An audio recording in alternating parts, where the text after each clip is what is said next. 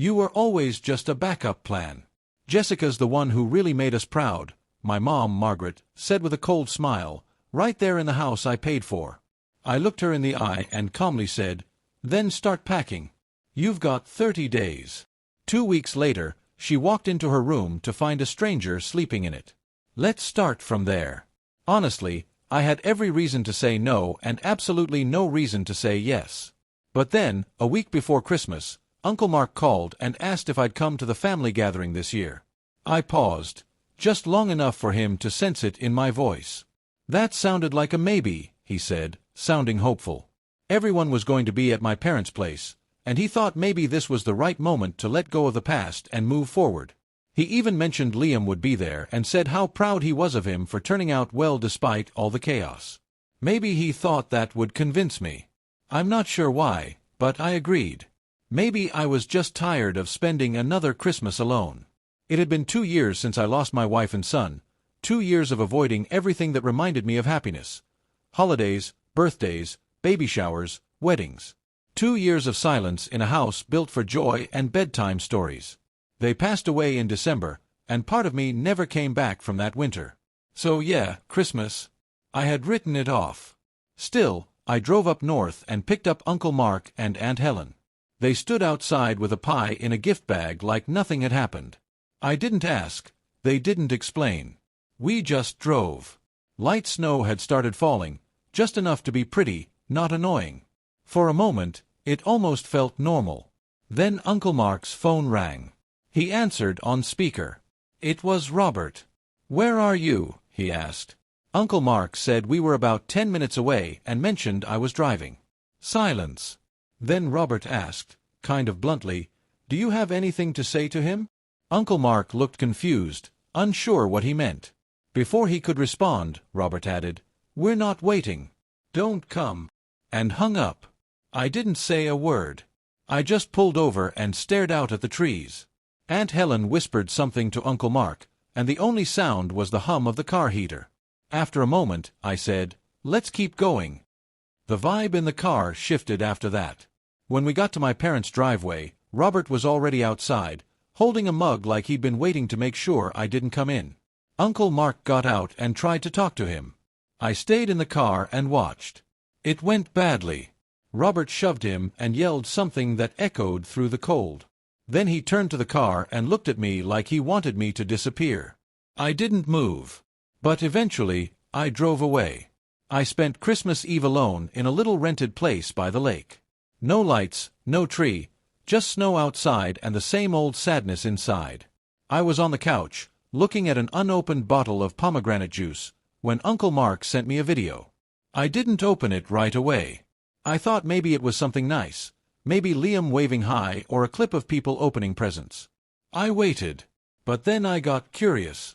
It was a video from the living room. Liam must have recorded it secretly. You could hear Robert's voice clearly even over the background noise. Why would we want him here? He's a failure. He's nothing. Then Margaret laughed. Emily followed, like it was a joke they'd practiced. All of them, laughing, smiling, tossing my name around like it was something to mock. I just sat there, holding the phone, letting it all sink in. What they never guessed, what nobody in that living room could have seen coming, was that, in just 48 hours, every smug word would boomerang right back at them. Because here's the secret I never bothered to say out loud. I'd been funding everything behind the scenes. The entire home remodel, my card, Emily's luxury apartment upgrades, also my card. All those gifts they bragged about giving her? Yep, paid for by the family ATM they called me. And I'd finally yanked the plug. The moment I watched that clip, Robert calling me trash while Margaret and Emily cackled like he'd won an award, something inside tilted. No fireworks, no dramatic music cue, just a quiet click, like letting go of a rope that had been burning my hands for years. I opened my laptop, found the contractor's thread for Emily's place, and typed, "Funding is finished. Stop all work. Cancel the remaining orders. Send any non-refundable balance to me, they'll sort out the rest." No long speech, no guilt. The apartment had always been a vanity project, and every dollar came from me. I'd been the silent sponsor, expected to pay up and stay quiet. 10 missed calls popped up, mostly Emily, a couple from Margaret, one random number. I ignored them. Around noon Uncle Mark rang. I answered. He's the only one who doesn't perform for a crowd. He sighed. So, you saw it. Turns out Liam replayed the video after dinner, hoping they'd hear how ugly it was. Margaret laughed it off. Just family jokes. Emily rolled her eyes and said I probably needed therapy. Robert said nothing. He just walked upstairs and disappeared. No one apologized. That might have been the end, but Liam spoke up. He said he was done pretending this was normal, that growing up there felt like acting in a reality show, and that I was the only adult who treated him like an actual person. That hit a nerve. Aunt Helen tried soothing everyone, but Liam was already packing a bag. He called from a gas station 10 minutes away, asked if I'd grab him. Of course. He slid into the car, stared out the window, whispered, "Thanks," and that was that. Back at my place, I handed him a blanket and told him the couch was ready, no speeches needed. Close to midnight, half asleep, I heard him, "Did you really cut them off?" "Yep," I said. "Every bit." He nodded. "I'm with you." I didn't know what he meant until morning. Margaret phoned, thinking she could guilt-trip Liam into coming home, and dragging me along. She didn't realize he'd come prepared. He asked if she ever wondered why the adoption agency refused to place another child with them after him. She stumbled for excuses. Money, timing, whatever. Then Liam laid out the documents he'd found. Teacher notes, a neighbor's report, a school psychologist's concern, pages describing a quiet kid who looked constantly afraid, scanning the room for trouble. Authorities never acted because Liam kept insisting everything was fine. He was terrified of going back to foster care. "I protected you," he told her, "and I regret it."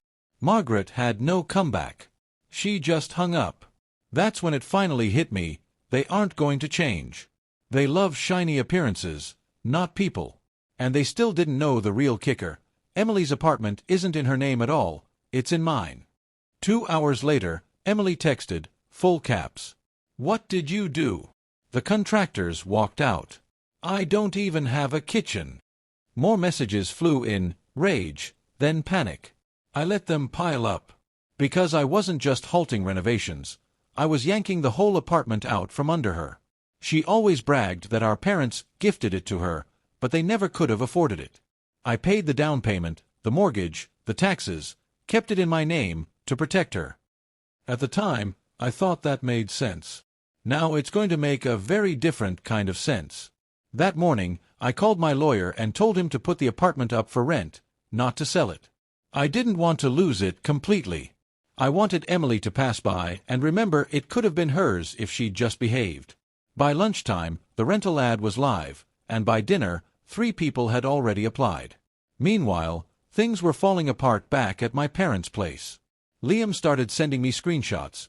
Margaret had tried calling child services, saying I'd kidnapped Liam. The caseworker was baffled since Liam's an adult and free to live wherever he wants. They closed the case right away. That night, I told Liam I had one last move, a final, no-turning-back kind of move. He asked what it was. I just said, "You'll see tomorrow." The next day, I went to their old house. Not the one they live in now, but the one they sold 4 years ago before moving into the new place that I helped finance by co-signing their mortgage. What they didn't know was I still had control over the linked bank account. So, I froze it. I flagged recent expenses like the bathroom remodel and fancy lighting as suspicious. Technically, I wasn't wrong. My name was still on the account from when we set it up. Not illegal, just messy. Within hours, the bank locked all accounts connected to the mortgage. They couldn't pay anyone, the landscaper, builders, even property taxes. Margaret called me 5 times that evening. I ignored her. Then she texted, "We need to talk. This is serious." I replied, "Next time, laugh quieter." Liam saw it, gave me a slow nod like he totally understood. Then something unexpected happened. A local reporter reached out, probably tipped off by a worker or the bank. They asked if I had a comment about a lawsuit against my parents by some small businesses. I said no, but sent them a folder full of proof, messages, receipts, recordings, everything showing the lies while my parents spent big on fancy decorations. 2 days later, the paper ran the story. Not front page, but visible, charity family sued by local workers, $32,000 owed. People started whispering at church, posting on the neighborhood Facebook page. Even the local radio mentioned it. Their perfect image was cracking, and they didn't know I was behind it. Not yet. 3 days later, Robert stormed into the bank with a stack of papers, yelling he owned the house alone and I had no right to freeze the accounts. The manager calmly showed him he'd signed, giving me shared access to get the loan. Robert lost it, got kicked out. Liam and I saw a video someone posted online, Robert furious, face red, shouting about betrayal. The caption said, "When Dad's credit finally crashes." It blew up with hundreds of shares. The next day, all the angry calls and texts stopped. That's when I knew they were planning something. And I was right. That afternoon, a note showed up at my rental place. No stamp, no envelope, just a folded paper with my name on it. Liam found it stuck to the door. It was from Emily. "Congrats, you ruined us. Hope it made you feel better. Our lawyer will be in touch." I laughed. They couldn't afford a lawyer. But that wasn't the real surprise. That night, I got a call from Jessica, my old girlfriend from college. We'd kept in touch here and there. She said she saw my name in the news and then told me something that froze me. 2 years ago, after I lost my wife and son, my parents reached out to her.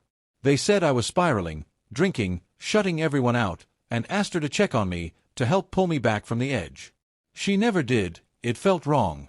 But after seeing the article, everything clicked for her. She just wanted me to know. I hung up, sat silent. Liam asked what happened. I told him my family hadn't just been greedy or dishonest. They tried to rewrite my story behind my back, painting me as unstable before I said a word. I told Liam I was done reacting. Now I'd control the story. So I made one last move. I called the PR guy from the company I'd sold years ago, paid him to craft a calm, clean public statement. No drama, just the truth. I quietly posted it on my website, then boosted it with a small ad. Within 2 days, it spread fast. People tagged me, shared their stories. It hit a nerve. Then came the biggest blow, from someone I never expected, Liam.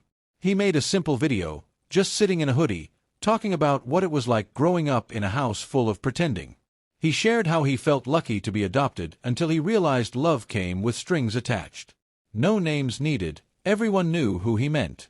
The video exploded. 500,000 views in 2 days. Strangers flooded the comments, sharing their own stories.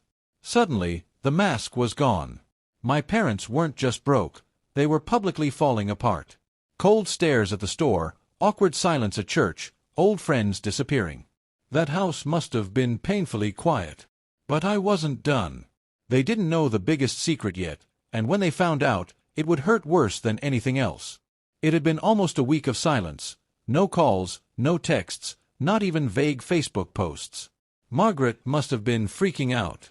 I imagined them sitting in that fancy living room, surrounded by stuff they hadn't paid for, staring anxiously at every phone buzz, clueless that the worst was yet to come. Here's the thing about people like them. They build their whole world on appearances. If people think they're kind, then that's who they are. If people believe they're the perfect family, then that's the story. But once the lie breaks, everything falls apart, and I had something that wouldn't just break it, it would destroy it. That beautiful house they live in, the kitchen, the fancy lights, the yard some unpaid worker fixed up last fall, it wasn't really theirs. When they asked me to co-sign the mortgage, I didn't just give my name. I had a lawyer set up a trust so that legally, I was the owner. They were just residents. They never looked at the paperwork closely. So I used that right. Liam filmed everything. We showed up midday. A huge red sign in the yard. For sale, private listing, no family visits. I rang the doorbell. Robert opened it. He looked ready to slam it, but then saw Liam filming and tried to keep calm. I handed him a folder. Legal documents inside. Their right to live there. Over. I'd ended it. Robert read it, turned pale. "What's this?" 30-day notice, I said. "But relax, I'm giving you 60. Margaret walked in, holding a mug like she was acting in a TV drama. She tried to say it was a misunderstanding. I cut her off. "Hope your next place has decent lighting." You'll need it when you explain all this. Liam grinned behind the camera. It was his favorite part. They stood frozen, like people do when the lie they've believed for years suddenly falls apart. I turned to leave but stopped. One last thing, I said, showing them my phone screen. It was an email I'd sent to everyone invited to Robert's 60th birthday party. The subject read, "A bit of context about that evening." Inside was a link to Liam's video and a short note from me. "If you want to know what really happened, this explains it. I won't be replying. Please respect that. Merry Christmas." I hit send right there, then walked away. Liam and I got in the car. We didn't talk much. We drove until we found a burger joint on the edge of town, grabbed a booth. He finally asked, "What's your plan for the house?" I shrugged. "Maybe turn it into a group home." "I'd name it after my son," I said. He stared for a moment, then let out a low, genuine laugh. I laughed too. For once, Christmas didn't feel so heavy. Update: 6 months later. Guess who tried to move back in? I wasn't planning to write more, but last week something too ridiculous happened not to share. If you missed the story, it's on my profile. Quick recap. I cut off my family after years of manipulation and a disastrous Christmas. I gave my parents 60 days to leave the house they thought they owned. They didn't. I made it public and walked away. Life's been quiet since. Liam and I are close. He's studying psychology, which makes sense after all he's been through. I help with his tuition. He helps fix up the house. We still plan to turn it into a support home for teens aging out of foster care. Ironic, right? Anyway, last Thursday, the property manager called. "Are you expecting anyone at the house?" "No," I said. He said the cleaning crew found furniture inside, new tables, beds, dishes. Someone moved in. I drove over, unlocked the door, and there she was, Emily, sitting in yoga pants, sipping Starbucks, watching daytime TV from a camping chair. A lamp was plugged into an extension cord coming from a box labeled kitchen, fragile. I asked, "Lost your mind or forgot where you live?" She wasn't surprised. Said Margaret told her the house wasn't mine anymore.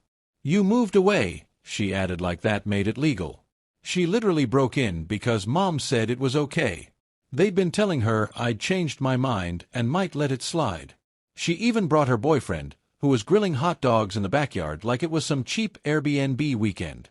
So I called the cops, but first snapped a pic of her chilling on my hardwood floors for laughs. Police came, I showed them the deed, trust papers, lawyer emails. She didn't fight, didn't cry, just looked annoyed, like I ruined her day. Her boyfriend argued they'd only been there a couple days and thought it was family property. Officers didn't care. They left. That night, I texted her, "Next time you break into a house, try Googling the owner first." No reply. Best part? A neighbor witnessed it all and works for the local paper. Sunday's column read, "Daughter of local family tied to viral real estate scandal found squatting in old family home." No names, but people knew. So the circus keeps going. I used to think stuff like this only happens on TV. Turns out with liars and narcissists, real life is just as crazy. Anyway, I'm good. Liam's good. The house is quiet again, just how I like it, until the next disaster.